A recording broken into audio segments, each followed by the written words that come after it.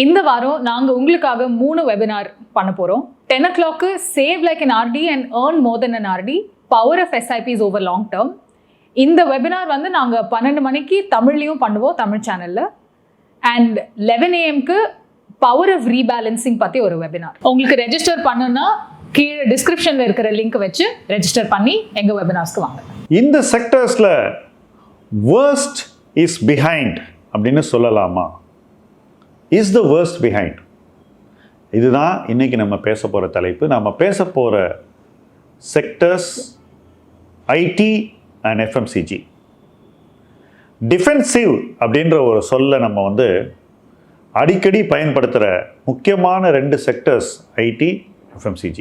ஏன் டிஃபென்சிவ்னு சொல்கிறோன்னா, ஒருவேளை பொருளாதாரம் கொஞ்சம் ஸ்லோடவுன் ஆனால் கூட இந்த செக்டர்ஸில் பெரிய பாதிப்பு வராது, ஓரளவுக்கு ப்ராஃபிட்லாம் ப்ரெடிக்டபுளாக இருக்கும், வளர்ச்சி ஓரளவுக்கு ஸ்டேபிளாக இருக்கும் அப்படிங்கிறது தான் சந்தையின் அனுபவம். அதுதான் பாஸ்ட் எக்ஸ்பீரியன்ஸ், அதுதான் எதிர்பார்ப்போம்.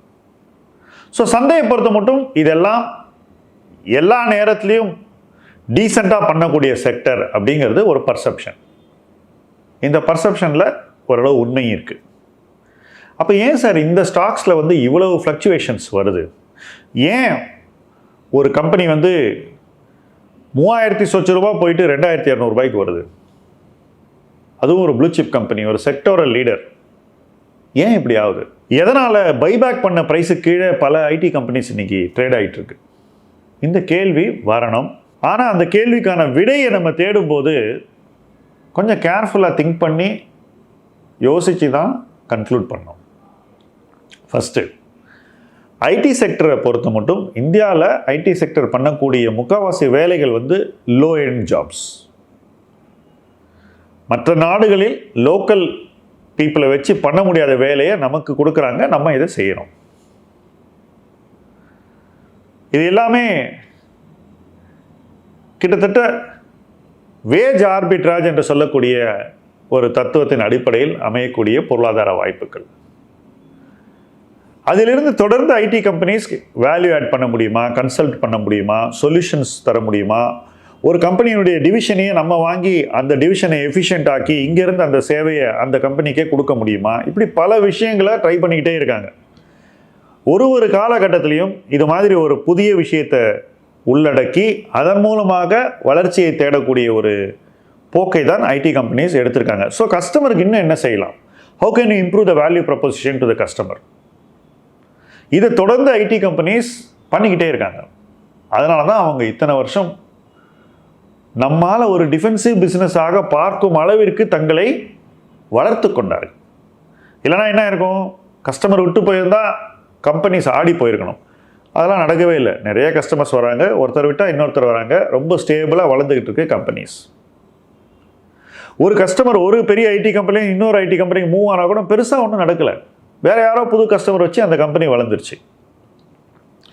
இதெல்லாம் நடந்ததுனால தான் நம்ம டிஃபென்சிவ் அப்படின்னு சொல்கிறோம். ஆனால் சமீப காலங்களில் 2 விஷயங்கள் ஐடி இண்டஸ்ட்ரியில் இந்தியாவில் நடந்திருக்கு. ஒன்று, GCC என்று சொல்லக்கூடிய குளோபல் கேப்பபிலிட்டி சென்டர்ஸை அந்த கஸ்டமர்ஸே இந்தியாவில் வந்து செட்டப் பண்ணுற ஆரம்பிக்கிறாங்க. ஏன்னா எதுக்கு இந்த லாபத்தை நம்ம வந்து இன்னொரு இந்தியன் ஐடி கம்பெனி கொடுக்குறோம்? நம்மளே இங்கே வந்து ஒரு பெரிய சென்டரை போட்டு பல ஆயிரம் பேரை வச்சு வெளிநாட்டில் நமக்கு தேவையான சேவைகளை இந்தியாவிலேருந்து பண்ணிக்கிட்டா இந்த ஐடி கம்பெனி கொடுக்குற லாபத்தையும் நாம் நம்மளுடைய கம்பெனிக்குள்ளேயே வச்சுக்கலான்ற ஒரு எண்ண ஓட்டம்.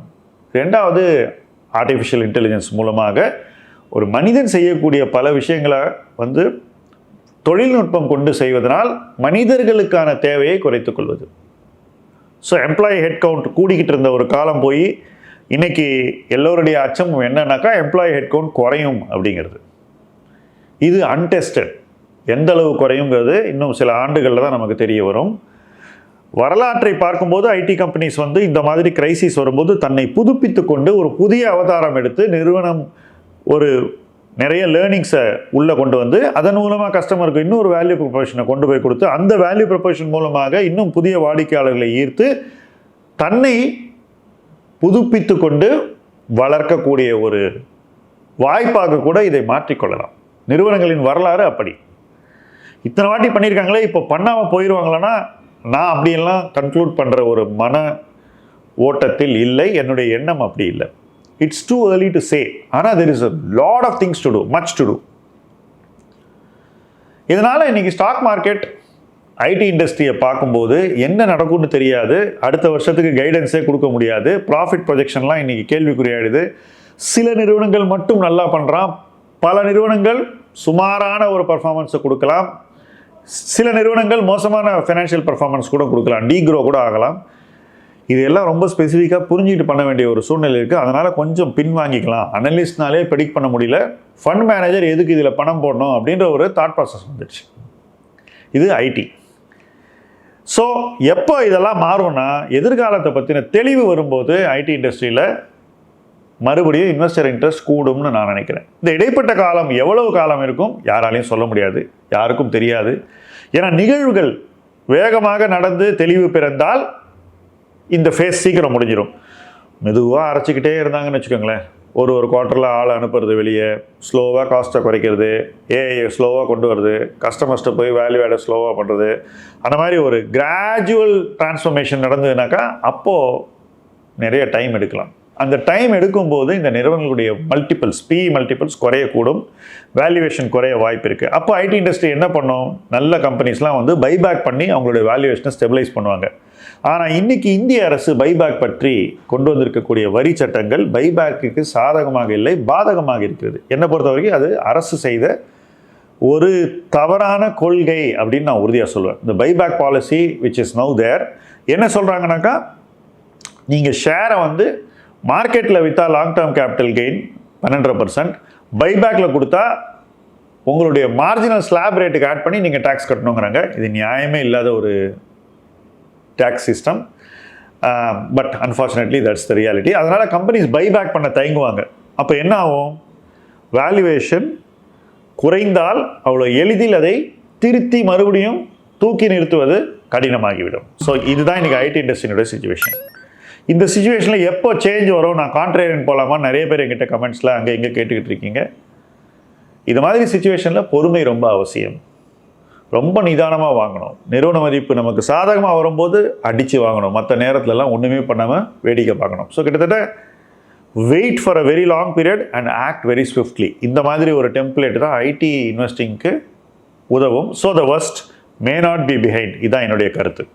இப்போ எஃப்எம்சிஜிக்கு வருவோம். எஃப்எம்சிஜியில் இன்னைக்கு அர்பன் ஸ்லோடவுன் இருக்குது, நகரங்களில் நுகர்வு மந்தமாக இருக்கிறது. இதோடு சேர்ந்து பணவீக்கத்தின் தாக்கம் கடந்த ஓராண்டில் இந்த துறையை பாதித்திருக்கிறது. விலைவாசி ஏற்ற முடியல, ஸோ ரொம்ப அழுத்தத்தில் இருக்காங்க. அதனால் வந்து அவங்களுடைய லாப வளர்ச்சியை காட்டுவதற்கு பல சிக்கல்கள் இருக்குது. நிறைய கம்பெனிஸ் இன்றைக்கி ஸ்ட்ரகிளில் இருக்காங்க. டாபர் மாதிரி கம்பெனிஸை போய் பாருங்கள், ப்ராப்ளமில் இருக்காங்க. ஸோ இந்த ப்ராப்ளம் விட்டு வெளியே வர்றதுக்கு கொஞ்சம் நாள் ஆகும், ரைட்? ஸோ ஐடி கம்பெனிஸ் ஒரு பக்கம்னா எஃப்எம்சிஜி கம்பெனிஸ்க்கு வேறு பிரச்சனைகள் இருக்குது. ஆனால் ரூரல் ரொம்ப நல்லா இருக்குது, ரூரல் டிமாண்ட் நல்லாவே இருக்குது. ஸோ யாரெல்லாம் ரூரலில் போய் நல்ல ப்ரெசன்ஸை க்ரியேட் பண்ணுறாங்களோ அவங்களுக்கு ரூரல்லேருந்து வளர்ச்சி கிடைக்கும். ஆனால் அர்பனில் நெகட்டிவ் க்ரோத் இல்லாமல் பார்த்துக்கணும், ஓரளவு பாசிட்டிவ் க்ரோத் இருக்கணும், ப்ரீமியமைசேஷன் கெடாமல் பார்த்துக்கொள்ள வேண்டும், புதிய ப்ராடக்ட்ஸை லான்ச் பண்ணி வருவாய் வளர்ச்சிக்கான ஒரு பாதையை உருவாக்கி கொள்ள வேண்டும். ஸோ எஃப்எம்சிஜி கம்பெனிஸ் பண்ண வேண்டிய விஷயங்கள் ரொம்ப இருக்குது. ஆனால் ஒரு குட் நியூஸ் ஃபார் எஃப்எம்சிஜி என்னன்னு கேட்டிங்கன்னா, இன்ஃப்ளேஷன் குறைய ஆரம்பிச்சிருக்கு. பணவீக்கம் குறையும் போது நிச்சயமாக அவங்களுடைய இன்புட் காஸ்ட் குறையும். இன்புட் காஸ்ட் குறையும் போது எஃப்எம்சிஜி கம்பெனி அதை பாஸ் ஆன் பண்ணதா சரித்திரமே கிடையாது. அதை அவங்க தக்க வச்சுப்பாங்க. அப்போ அவங்களுக்கு அது லாப வளர்ச்சியை மறுபடியும் உருவாக்கி கொடுக்கும் என்பதில் மாற்று கருத்தை இருக்க முடியாது. So rural sales growth urban sales சாஃப்ட்னஸ்க்கும் டிக்ளைனுக்கும் காம்பன்சேட் பண்ணுற மாதிரி இருக்கணும். அது ஒரு பாயிண்ட். இன்ஃப்ளேஷன் குறைஞ்சி அந்த இன்ஃப்ளேஷனை பாஸ் ஆன் பண்ணாமல் ரீட்டைன் பண்ணக்கூடிய ஒரு சூழ்நிலை எஃப்எம்சிஜிக்கு உருவாக வேண்டும். இது செகண்ட் பாயிண்ட். புதிய ப்ராடக்ட்ஸ், புதிய அக்விசிஷன்ஸ், D2C பிராண்டை வாங்கி அவங்க கம்பெனியில் இன்னும் அதிக வளர்ச்சியை உருவாக்குவது, இது மாதிரி நிறைய விஷயங்களை பெரிய பெரிய ஐடி கம்பெனிஸ் ட்ரை பண்ணுறாங்க. உதாரணத்துக்கு ஹெச்யூஎல்லும் ஐடிசியும் உதாரணமாக சொல்லலாம். ஹெச்யூஎல் ஐடிசி ரெண்டு பேரும் நிறைய பண்ணுறாங்க இந்த மாதிரி. ஸோ ஒரு பிராண்டை ஒரு குறைவான மதிப்புக்கு வாங்கி அதை ஒரு பெரிய பிராண்டாக ஆக்குறது. ஹெச்யூஎல் 3000 odd crores ஒரு காஸ்மெட்டிக் பிராண்ட் வாங்கினாங்க, அதை அவங்க ஒரு பெரிய பிராண்டாக ஆக்க வேண்டும். ஐடிசி நிறைய பிராண்ட்ஸ் வாங்கியிருக்காங்க, இந்த பிராண்டெல்லாம் அவங்க வளர்த்த வேண்டும். இதுக்கு ஒரு கால அவகாசம் அவசியம். You have to give 4-5 years. அந்த பீரியடில் கிராஜுவலாக இதெல்லாம் பெருசாகும். பெருசாகும் போது என்ன ஆகும், மார்க்கெட் அதை கவனிக்க ஆரம்பிச்சிடும். நாட் ஓன்லி தட், இந்த புது பிராண்ட்லாம் கம்பெனிக்கு ஓவராலாக ஒரு growth கொடுக்கக்கூடிய ஒரு வகையில் அமைஞ்சதுனாக்கா மறுபடியும் நிறுவனங்களின் மதிப்பு வளர ஆரம்பித்து விடும். ப்ராஃபிட் growth வரும், பி கொஞ்சம் எக்ஸ்பேண்ட் ஆகும், நிறுவன மதிப்பு வளர ஆரம்பிச்சிடும். இது உடனடியாக நடக்க வேண்டும் என்பதுதான் இன்வெஸ்டர்னுடைய ஒரு எதிர்பார்ப்பு. அதாவது இறங்கிடுச்சு, எல்லாம் இறங்கின செக்டர் இப்போ ஏறிடுச்சு, அதனால் இது ஏறி ஆகணும் அப்படின்னு எஃப்எம்சிஜியை பற்றி நினைக்கிறாங்க. நடக்கலாம். எப்படி நடக்கலாம்னாக்கா, இந்த இன்ஸ்டிடியூஷன்ஸ் வேறு எந்த இடத்துலையும் எனக்கு வாய்ப்பு தெரியல, அதனால் நான் ஒரு சேஃப்டிக்காக எஃப்எம்சியில் பணம் போடுறேன்னு ஆயிரக்கணக்கான கோடியை போட்டால் அது நடக்கலாம். அவங்க போட்டுக்கிட்டு இருக்காங்களா அப்படின்னா, ஐடிசியினுடைய சமீபமான பிளேஸ்மெண்ட்டை பார்க்கும்போது பிஏடி வித்த ஷேர்ஸை வாங்கினது பூரா மியூச்சுவல் ஃபண்ட்ஸ். ஸோ போட்டுக்கிட்டு இருக்காங்க அப்படின்னு தான் அர்த்தம். பட் இது எல்லா கம்பெனிலையும் நடக்கணும். எனக்கு இன்னொரு இடத்துலையும் இது நடந்துக்கிட்டு இருக்குன்றதை இந்த இடத்துல நான் சுட்டி காட்ட விரும்புகிறேன். இது எஃப்எம்சிஜி அப்படின்னு சொல்ல முடியாது, but it's a beautiful branding company, Asian paints. அங்கே என்ன நடக்குதுன்னா, ரிலையன்ஸ் தன்னுடைய பங்குகளை விற்றுக்கிட்டு இருக்காங்க, அந்த பங்குகளை மியூச்சுவல் ஃபண்ட்ஸ் வாங்கிட்டு இருக்காங்க. ரொம்ப ஸ்லோவாக நடக்குது இது. ஸோ பையிங் இருக்குது, ஆனால் எல்லா கம்பெனிலையும் இல்லை. கான்ட்ரேரியன் பையிங் சில குறிப்பிட்ட இடங்களில் மட்டும் இருக்குது. இது ஸ்ப்ரெட் அவுட் ஆச்சுன்னா டெஃபினட்டாக அந்த செக்டர்லேயும் ஒரு ஸ்டெபிலிட்டி நிறுவன மதிப்பு குறைவது என்பது நிற்கும். ஸோ அந்த டிக்ளைன் இன் வேல்யூவேஷன் அரெஸ்ட் ஆகிட்டு அதுக்கப்புறம் கிராஜுவலாக வேல்யூவேஷன் ஸ்டெபிலைஸ் ஆகிட்டு அங்கேருந்து வேல்யூவேஷன் ஜென்டலாக கூட ஆரம்பிக்கும். இதுதான் எனக்கு எஃப்எம்சிஜி எக்ஸ்பெக்டேஷன். ஒருவேளை அர்பன் கன்சம்ஷன் மறுபடியும் வந்துச்சுனாக்கா டெஃபினட்டாக எஃப்எம்சிஜியினுடைய வளர்ச்சி வேகம் பிடித்து விடும். ஆனால் இன்றைக்கி நான் முதல்ல சொன்ன ஐடி இண்டஸ்ட்ரி ப்ராப்ளம்லாம் பார்க்கும்போது அர்பன் கன்சம்ஷன், நகர்ப்புற நுகர்வு தொடர்ந்து அழுத்தத்தில் இருக்கும் தான் நான் நினைக்கிறேன். இதுக்கான டேர்ன் அரவுண்ட் வர்றதுக்கு டைம் ஆக போகுது அப்படின்னு நான் நினைக்கிறேன். நான் நினைக்கிறது தப்பாக இருக்கணும் அப்படின்னு நான் நினைக்கிறேன். என்ன ரீசன்னா, ஒரு நல்ல செக்டர் சீக்கிரம் மீண்டு வரட்டுமே அப்படின்ற ஒரு ஆர்வம் தான். பட் நான் ஒரு லாங் டேர்ம் இன்வெஸ்டராக பார்க்கும்போது எனக்கு 4-5 வருஷம் வெயிட்டிங் பீரியட் இருந்தால் நான் இந்த செக்டர்லாம் அப்பப்போ வேல்யூவேஷன் இறங்கும் போதெல்லாம் கொஞ்சம் கொஞ்சம் பணத்தை போட்டு என்னுடைய பொசிஷன்ஸை பில்ட் பண்ணுவேன். நிறுவனங்கள் சார்ந்து ரொம்ப செலக்டிவாக இருப்பேன். செக்டரில் மட்டும் போய் போடுறதுன்ற ஒரு அப்ரோச்சை கேர்ஃபுல்லாக எடுப்பேன். ஏன்னா சில கம்பெனிஸை வாங்கக்கூடாது, அந்த கம்பெனிஸை வாங்காமல் நிறுவனம் சார்ந்த முதலீடு செய்வது என்னுடைய தனிப்பட்ட அணுகுமுறையாக இருக்கும். ஸோ என்னை பொறுத்த வரைக்கும் ஐடி செக்டரில் நான் இன்னும் காஷியஸாக இருந்தால் கூட எஃப்எம்சிஜியில் அந்த அளவுக்கு நான் காஷியஸாக இருக்க மாட்டேன் அப்படின்றதான் இந்த வீடியோ மூலமாக நான் சொல்லக்கூடிய மைய கருத்து. காரணம், எஃப்எம்சிஜி கீழே வர வர வாங்கலாம். உள்நாட்டு நுகர்வு சம்மந்தப்பட்டது, வெளிநாட்டில் நடக்கக்கூடிய விஷயங்கள் நம்மை பாதிக்காது. இன்னொரு நாட்டில் நடக்கிற விஷயங்கள் நம்முடைய பொருளாதார இண்டிகேட்டர்ஸையோ அல்லது growth மல்டிபிள்ஸையோ அல்லது பேராமீட்டர்ஸையோ அதிகம் பாதிக்காது. ஸோ வேல்யூவேஷன் ஸ்டேபிளாக இருக்கும். வேல்யூவேஷன் ஸ்டேபிளாக இருந்துச்சுன்னா எப்போல்லாம் மார்க்கெட்டின் ஒரு ஏற்ற இறக்கம் காரணமாக நிறுவன மதிப்பு குறைகிறதோ அப்போ போய் வாங்குவேன், வாங்குறதுக்கு ஒரு வாய்ப்பாக பார்த்துக்கொள்வேன். இந்த ஒரு கிளாரிட்டி மைண்டில் இருக்குது. ஐடியில் அந்த கிளாரிட்டி இருக்கிறதா என்று கேட்டால் குறைவாக இருக்கிறது, போதுமானதாக இல்லைன்னு சொல்லுவேன். ஸோ இந்த 2 செக்டரும் ஆட்டோமேட்டிக்காக கான்ட்ரா பை இல்லை, ரொம்ப செக்டர் ஸ்பெசிஃபிக் அண்ட் கம்பெனி ஸ்பெசிஃபிக்காக இருக்கணும். எங்கே நமக்கு ஒர்ஸ்ட் இஸ் பிஹைண்ட் ஒரு கம்பெனியில் அப்படின்னு தோணுதோ அந்த இடத்துல போய் வாங்கலாம். அப்படி லாஸ்ட் இயரே சில கம்பெனிஸ் வாங்கினோம், அந்த கம்பெனிலாம் இன்றைக்கி 15% ஏறி இருக்குது இந்த மார்க்கெட்டில் கூட, அதுவும் எஃப்எம்சிஜியில். ஸோ ரொம்ப ஸ்டாக் ஸ்பெசிஃபிக்காக நம்ம இயங்க வேண்டிய ஒரு காலச்சூழல், ரொம்பவே ஸ்டாக் ஸ்பெசிஃபிக்காக இருக்கும். செக்டரை நல்லா புரிஞ்சுக்கும், ஆனால் அதை விட நல்லா கம்பெனியை புரிஞ்சுக்கும். அந்த புரிதலின் அடிப்படையில் மட்டுமே நம்ம முதலீட்டு முடிவுகளை எடுப்போம். அந்த முடிவுகள் நிலைக்கும் வகையில் எடுத்தால் வருங்காலத்தில் இந்த முடிவுகள் நம்முடைய போர்ட்ஃபோலியோ ஒரு பெட்டர் பிளேஸுக்கு கொண்டு போகும் என்பதில் மாற்று கருத்தே இருக்க முடியாது. அந்த பெட்டர் பிளேஸை நோக்கி இணைந்து பயணிப்போம். முதலீட்டு களம் உங்கள் களம். நன்றி.